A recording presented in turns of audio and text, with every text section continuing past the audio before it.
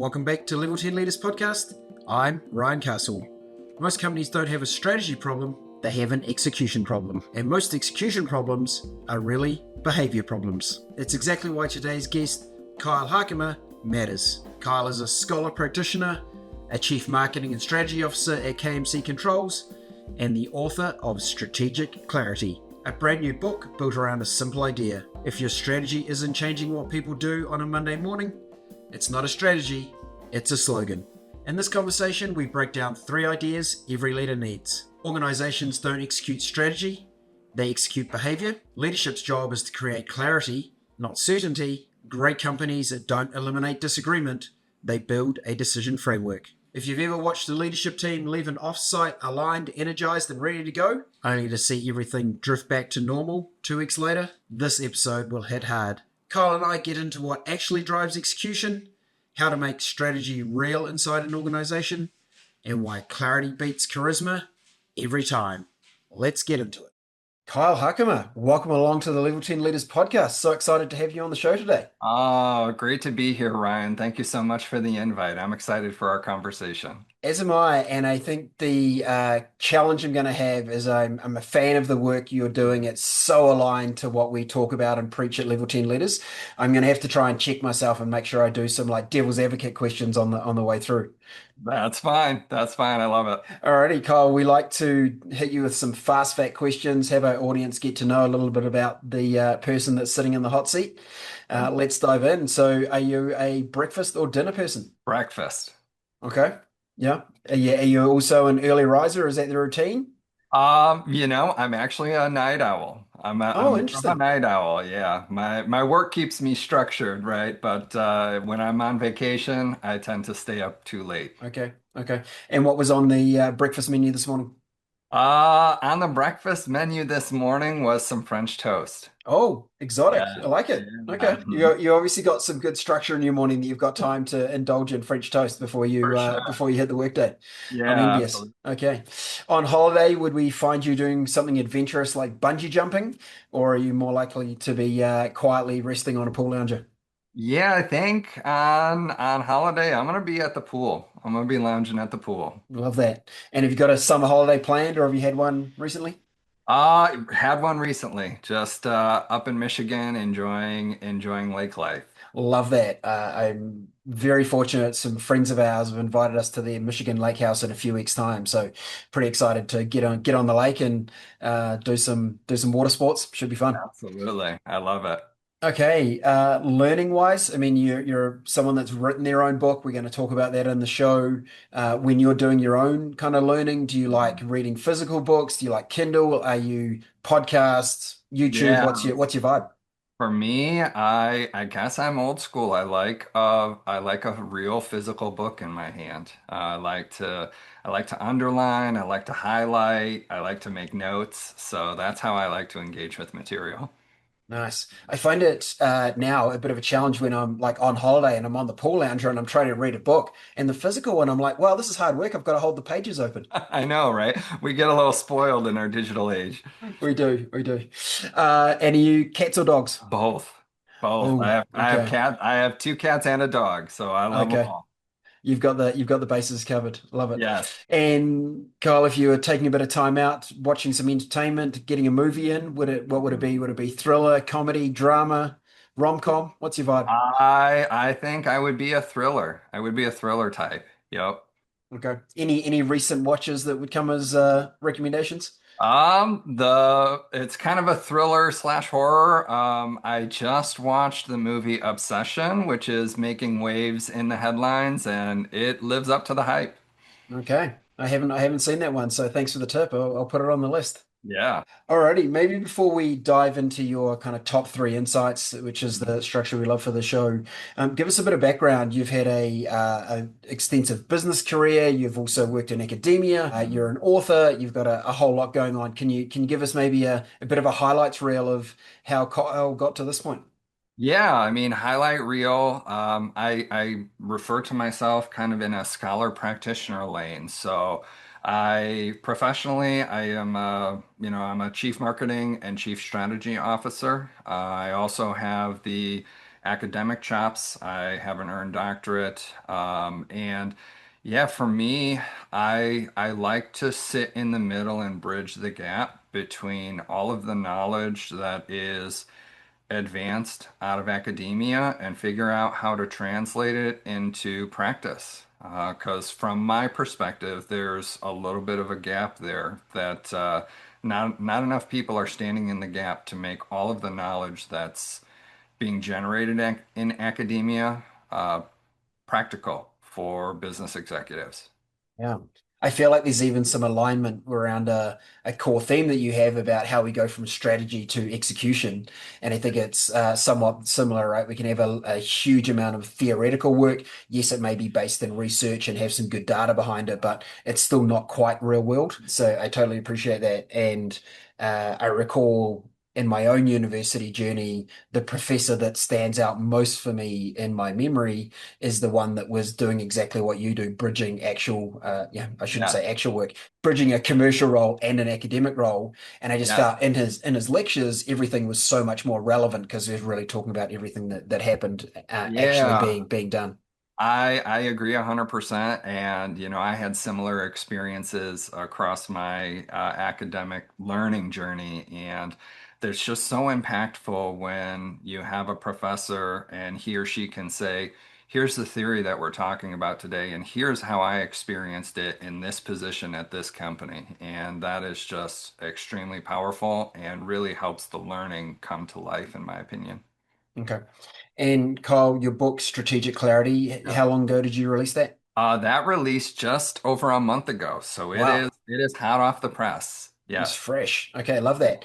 And just give us a bit of insight. How did you arrive at focusing in on that particular aspect of business? Yeah, so it really was born out of my journey in parallel tracks, rising up in corporate environments as well as learning through my doctoral journey. And what I like to say is the practice side gave me the pain, and the academic side gave me the knowledge and the language to be able to address that pain. And for me, I wanted to honor both sides that I'm trying to bridge, and that's what I really was striving to do with strategic clarity is have all the robustness of the academic rigor and but also have it written in a way where an executive can say this makes sense and I can see myself, my organization in these various quadrants. So Okay. And was there something personally influential for you around focusing on this particular topic? I mean, business is so broad. You've got a totally. deep marketing expertise. You could have chosen a million different things to focus on. What was it in particular that made you center here? Yeah, for this, I think it was just I saw a gap. I saw a gap as I continued to rise up and sat in more and more strategy sessions, creation, and then I just kept seeing them fail in execution.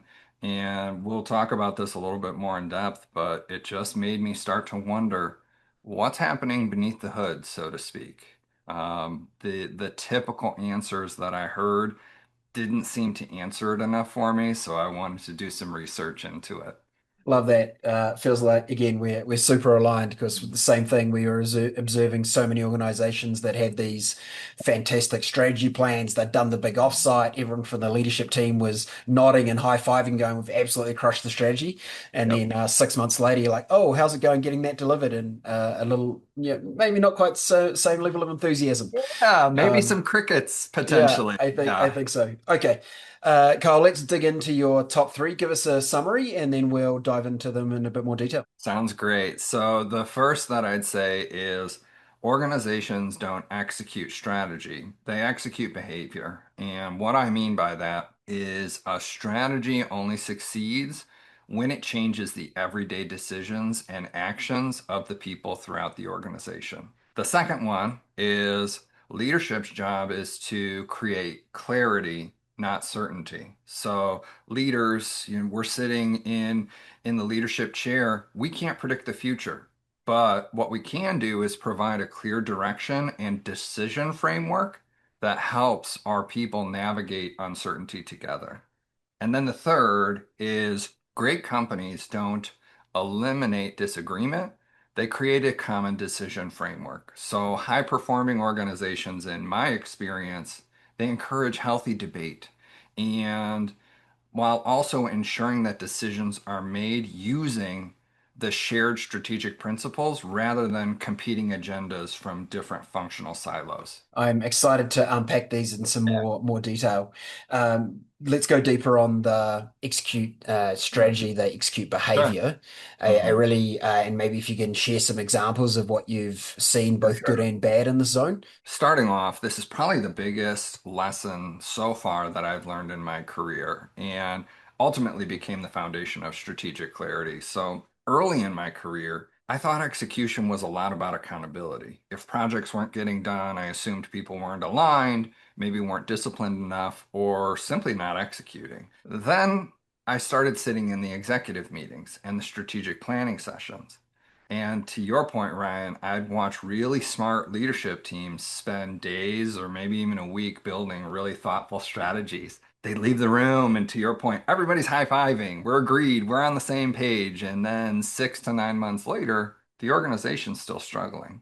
And that bothered me a lot. I kept asking myself, how can this happen? How can these really smart people create a strategy and then struggle in execution? And from my perspective, I think we were asking the wrong question.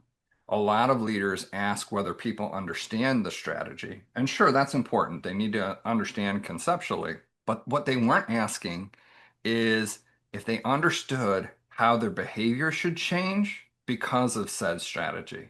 And those are completely different questions. So imagine, announcing a new strategy, rolling it out after a strategic offsite, and it's Friday afternoon and you have a town hall, and then Monday morning arrives and engineering begins prioritizing projects. Sales starts qualifying opportunities. Normal business starts happening. What should change?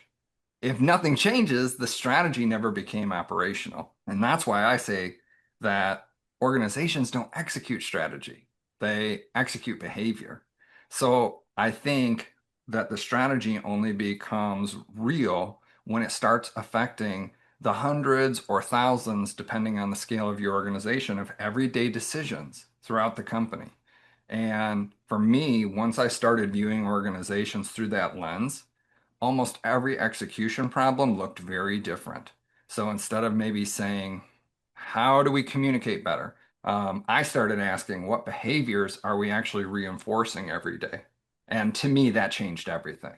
I love this. How do you, I'm sure like myself, I'm nodding along, agreeing. How do we as leaders, Mhm. with this understanding of executing behaviors, what do we need to do differently to help our team succeed and obviously implement that strategy? Yeah, and I think for me, it's can you create that shared decision framework? And I say it, and it sounds easy, but it takes a lot of thought. And I've done this with organizations. It's hard work, but it's good work. So, for example, let's say that you want to be really innovative as an organization. That's how you believe that you can win in your particular market space and time. Great, right? Everybody can align around that. It sounds good. It looks good on a billboard or whatever, or on a poster, but to me, the deeper question is, okay, if we're going to win through innovation, what does that look like? How do we start making decisions in engineering? How do we start making decisions in operations? How do we make decisions in marketing and sales, customer service, every department aligning to we're going to win through innovation. And that's what I mean by strategic clarity and strategic alignment is what often happens is, yay, we're going to win, we're going to be more innovative, and then everybody goes back to business as usual. And there's not a shared decision framework to align everybody's unique contribution to that goal under one overarching strategic posture, as I call them. Okay, let's jump to the decision framework. You've mentioned it a couple of times. It's clearly a important tool that you Yeah. see being utilized. Can you maybe explain how it works, and then give Yeah. us some examples? Like, I'd love to continue one of those examples of like the innovation company or the company that thinks they're going to win on innovation, and then how does this Sure. decision framework affect the behaviors day to day? Yeah, so let's use a similar example. If a company says that their desire to win is going to be driven by delighting their customers, for example, being extremely customer centric, that's great and potentially viable, right? So there's nuance. We have to make sure that how you believe you're going to win actually fits your market space and your dynamics. But that's viable. However, have the leaders sat down and determined what does being customer centric mean for each department? And I want to be real clear because I'm not advocating that you tell engineers how to engineer. That's not it, right? We're not micromanaging.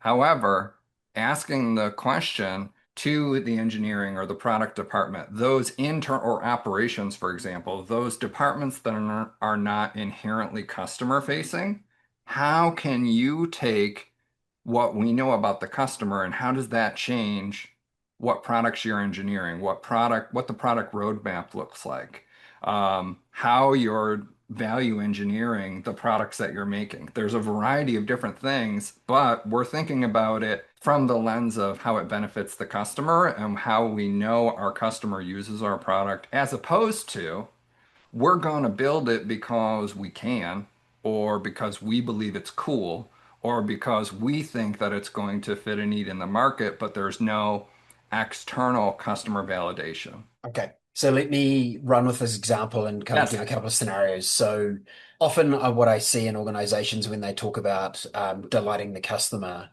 often Mhm. what it refers to is rescuing the customer. We've underperformed. We haven't delivered on what we promised or said we would do, Mhm.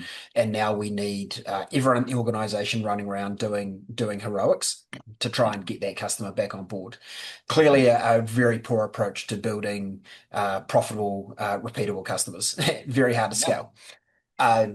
So in that context, if the strategic initiative from this company is delighting the customer, and engineering is going, well, how could I use my decision framework to either rescue this one customer that we've been told about today, or I could spend the time maybe improving a process, doing preventative maintenance, doing something that maybe helps prevent the next customer from having a poor experience. How would they use the decision framework to decide which of those two things is the best to do today? Yeah, that's an excellent question, Ryan. And my immediate response to that would be peel back the layers. Let's define this customer, right? So, first of all, not all customers are created equal. Every organization, if they're being intentional about their customers, they would have, an ideal customer profile or an ICP. So, they may have some legacy customers that they appreciate, but ultimately that's not who they're going to grow with. So how reactionary you need to be to that particular customer depends on where they land in, oh, this is an ideal customer. This is who we want to gain more of. We need to be extremely responsive to them. And you kind of framed it as a binary, like we do either or. I would argue that both are needed. And ideally, it's not just about the heroics. Sometimes you have to do the heroics, and a lot of times I've seen heroics can happen from the customer service team or customer success team and or the product team. However, if it's an ideal customer profile that you're doing the heroics for, I would advocate if I was consulting that company, do a post-mortem. What can now you change to your processes to ensure that that kind of heroic is not needed in the future, and you can modify your processes to ensure that you get it right the first time. That's what I would advocate for. And maybe these different definitions of customer in an organization, like maybe engineering's customer is actually internal, rather Right. than external, right? But the broad understanding across the organization of who are we ultimately trying to serve externally, Mhm. who pays our bills, but then Yeah. internally, which of our customers do we have to serve? Yeah. And I guess that takes strategic alignment for all departments to be aligned with who they're trying to serve, not being Yeah. self-centered around Yeah. my individual results or for the. Yeah, absolutely. And I've seen it time and again in my career. Some of those more inward focusing departments, um, they can be isolated. And a lot of the organizations will say, yeah, we really want to be customer centric. And my simple question is, how would engineering or how would product or how would operations tell me that their decisions are being changed because of what we know about the customer? And often I get blank stares. I'm sure. Or Sure. what do you mean the customer, they don't have anything to do with the customer? And I would say I strongly disagree. Absolutely. Here's a quick break. If you're a CEO or senior leader scaling and growing business, listen up. Here's the truth. Most companies don't have a strategy problem, they have an execution problem. So here's a quick win. Take 2 minutes to complete the execution strength diagnostic. Get an instant report that shows you exactly where your execution is leaking. Take the diagnostic at level10.us/execution. That's level10.us/execution. It's free, it's fast, and it'll show you the real gap between your strategy and what's actually happening day to day. Now let's get back to the podcast. In the decision framework you talk about, Kyle, is there like in strategic clarity, is there actually a framework that you suggest and how people can utilize it? Yeah, so there's a lot. So in strategic clarity, there's quadrants, right? So they could be, and it's based off of how innovative they are, right? If we're going to keep it simple, there's an innovation axis, and then there's Hmm. a customer axis, and there Hmm. are four different quadrants that are born out of where you believe that you are and where you want to be per what your industry context requires of you and how you're going to win. So ultimately, yes, there's a whole deep well of how you would make those decisions. But ultimately, what I'm trying to create or what I tried to create is a mirror so that an organization could see this is what we are today, but also a map in terms of, okay, here's where we are. Maybe we're in the hybrid zone, which is in the middle, where you really don't have a distinct posture, but we want to be leading with innovation or we want to be leading with customer centricity. And that becomes their North Star. And once they have that North Star, they can modify as needed, modify systems, modify behaviors as needed with intentionality, as opposed to kind of groping through the fog that I've seen a lot of organizations do over time. Okay. Are you able to share an example of a organization you've worked with, or maybe your own, and how you've seen a strategic imperative with the Yeah, right decision framework for sure. affect behavior? And I think what I'm really interested in is to try and understand how have you seen behavior affected at a senior leadership level, Mhm. maybe at a management level, and then Yeah. maybe at an individual contributor level. Yeah, so let me just kind of talk you through working at KMC Controls, which is a building automation manufacturer. That's where I serve as an executive. So I applied this at my own organization over the past year. We went through a company-wide strategic planning process.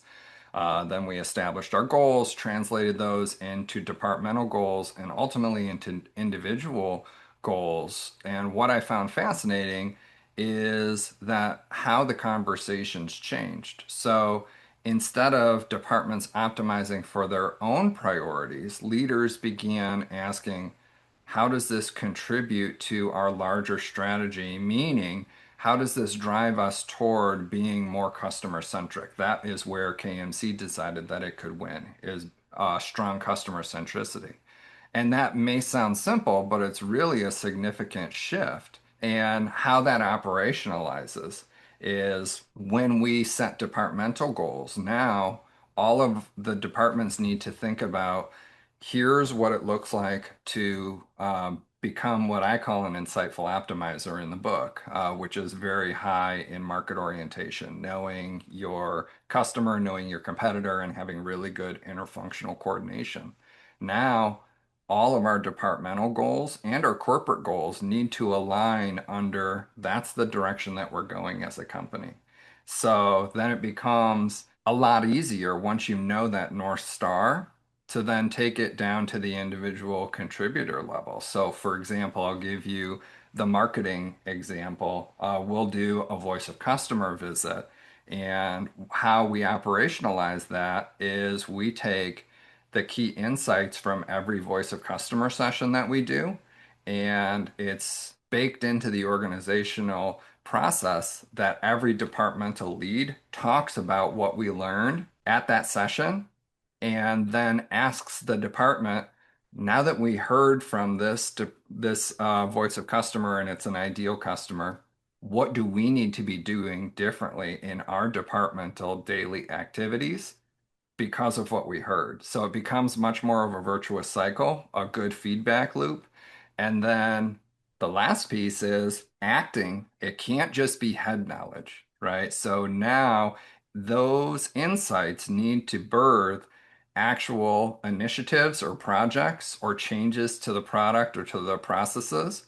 And then we close the feedback loop by telling the customers, hey, we heard you. And here's what we changed differently, how we are behaving differently at KMC because of what you told us. Okay. I love that.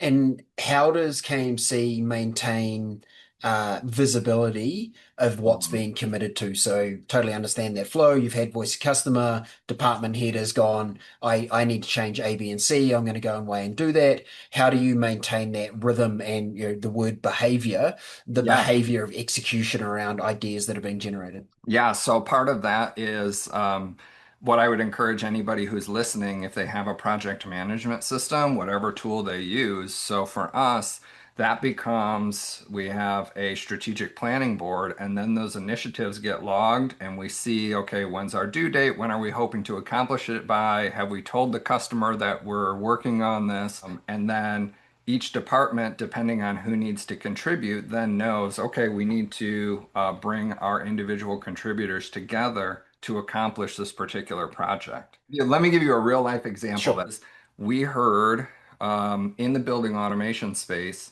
a lot of our products are maybe in cabinets, or you have your technicians and they come up to them and they're like, okay, great, there's a controller or a valve. And part of it is they need to get in there and maybe the system is misbehaving. So they need to get in there under the hood. And the customer said, you know what would be great for our technicians is if you created a product that had a QR code on it, and then they could walk up to it, scan the QR code, and that would automatically open the documentation that they need to know how to get under the hood for that particular product, right? So that became an initiative that is actually ongoing right now. Right. And it's obviously an interdepartmental Yeah. activity with operations and marketing and product. So that's a real tangible, hot off the press example. Okay, that's a really, really good one. And Mhm. sounds like the usual simple is often best. Simple of just being able to scan a QR code, but taking them to the right place in the documentation rather than them spending hours searching, going through. Very, very good. And do you measure your rate of execution on these initiatives you have in play? Yes, absolutely. For me, every project, every goal, we try to be very disciplined. There needs to be key performance indicators, leading, lagging key performance indicators. So yeah, we certainly measure, and the biggest thing is can we get it done in a timely fashion, and then also making sure that we close the loop to let the customer know that we heard them and that this was not us. We didn't come up with this idea. You helped us co-create this idea. which is really one of the value propositions at KMC is how responsive we are to our customer base. And builds customer connection and loyalty, right? Because they're like, oh, they're listening to me, and now they're doing something about it. And now they've actually completed it. It's like, Not yeah, only a that, virtuous but cycle. you probably know just as well as I do, the only thing worse than not asking is asking and not doing anything about it. So yeah, we're very intentional about that not being the case. Let's talk about leadership's job as clarity, Yes. not certainty. Yes. I thought because all you executives got the big dollars, you also had a crystal ball that allowed you to see everything with perfect clarity. Is If that not how it only it works? was that easy, Ryan. If only it was that easy. So yes, I think that's a huge misconception, not just from you, but from a lot of people, is that once you get promoted to a certain level of leadership, that you have all the answers. And there's a difference between being accountable for the decisions made and having that crystal ball that you have talked about. The older and more experienced I become, that's not true. The markets change, the technologies change, competitors, customer expectations. There's too many variables for any of us to create certainty. But what we can create is clarity, right? Clarity around what we're trying to accomplish, clarity around how we're going to make decisions, what are going to be those posture elements that drive how we make decisions. And then lastly, what are the behaviors that we need to execute to support the organization and what we're trying to become? So I worked with a lot of executive teams, and one of the things that I hear is people just need more communication. Perhaps that may be true, but after spending time with that organization, it became clear that communication wasn't the core issue. It was more of a symptom, not a root cause. Because in that instance, people could explain the strategy. So it had been communicated adequately. What happened is they interpreted it differently. So because it didn't drift down to the behavioral level, sales thought it meant one thing, engineering thought it meant another, and operations a third. So nobody was confused. They simply lacked that shared behavioral interpretation of what the strategy means. So that taught me something, that leadership isn't about giving everybody more information. It's about creating the clarity for people to make similar decisions, even when you're not in the room, because that's Yes, scalable leadership. correct. Yeah. If your organization depends on you making every important decision, you haven't built leadership. What I think is you've built dependency, and Yeah, that's a and problem. constraint. Yeah, that's a constraint, that's a scalability problem. Yeah, indeed. In your book, Kyle, you talk Mhm. about the SOI, Mhm. the Strategic Orientation Index. Have I got that Yes. correct? Yes. Can you explain a little bit about that and how an organization would go about using it? Absolutely. So ultimately, how they would go about using it, I do have a free light version on my website, which anybody can take, and it kind of gives them a flavor for what it is. But at its core, it's a diagnostic, right? So you remember earlier I said strategic clarity and the strategic orientation index is meant to give you a mirror and a map. So the map is a lot of the context in the book. The mirror is that diagnostic piece, right? So that is a 60 question diagnostic that's informed by all of that research. You know, I talked about trying to bridge the research and the practice. So it's all research backed. And that's what creates that mirror across a variety of different constructs that I can go and say, all right, today, your organization is in the hybrid zone or is acting as an insightful optimizer. Is that where you want to be? And it changes the intentionality of the conversations and the questions. Oh, that's how we're being perceived today. That's not how we want to be. And what I found is a lot of executives have a vision in their mind for what they believe the organization is. And what the SOI does is then holds up the mirror to say, is it actually? Or are you maybe misconstrued in how you believe your organization is behaving? I love the idea of the mirror. We use it in our own framework, and that's fascinating what people see when they have the opportunity to look in the mirror. Yes, absolutely. And sometimes people don't like to see what's in the mirror, but What I often say is it's not meant to be a judgment. It's meant to say and finally see with clarity where you are today. Because if you don't know with clarity where you are today, you can't chart a course to where you need to be tomorrow. Yeah. And if you're not prepared to spend some time absorbing that reflection, Yes. then again, that's probably a hole in your leadership capability because that's ego driven, not crowning the company king and figuring out how do we do this I better. totally agree with that assertion, Ryan. Yes. Yes. Okay. Kyle, you've unlocked so many things, one that certainly we're aligned with, but I'm sure some of our listeners are like, this is great, tell me more. You mentioned some free resources you have on your website. What is your website? Yeah, so my website is kylejharkema.com.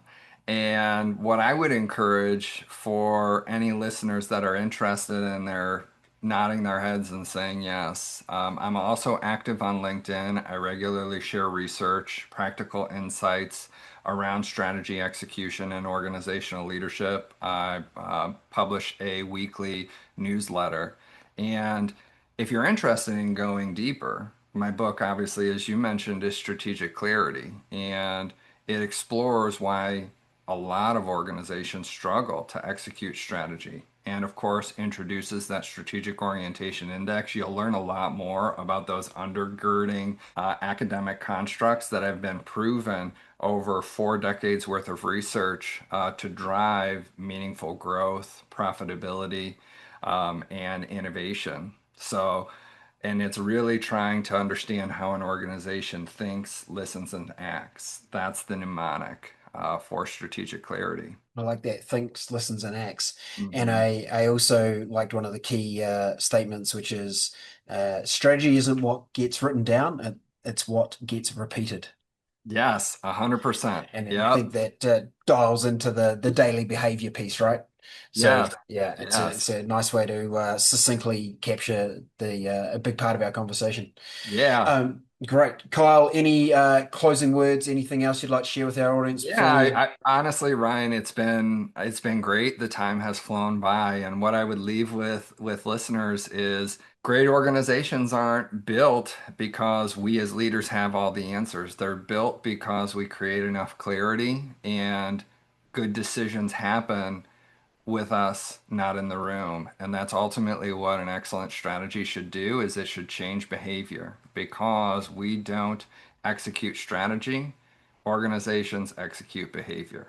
So it's been a pleasure, Ryan. Thank you so much for having me again. Thanks, Kyle. I feel like that was the perfect summary. Thank you so much for closing us out in such a fine way. Appreciate your time joining us on the podcast today, and we will make sure we put your LinkedIn and your website links in the show notes so people can access those nice and easily. Thanks, Kyle. It's been a pleasure. Thanks, Ryan. Take care. Thanks for tuning in to Level 10 Leaders. If today's episode hit home, here's one action to take right now. Do the execution strength diagnostic at level10.us/execution. That's level10.us/execution. It's fast, free, and will show you exactly where your execution is leaking. Hit subscribe, share this with one person who needs to break through the ceiling and crush their growth goals. Stay tuned for the next episode where we'll show you exactly how to level up to level 10.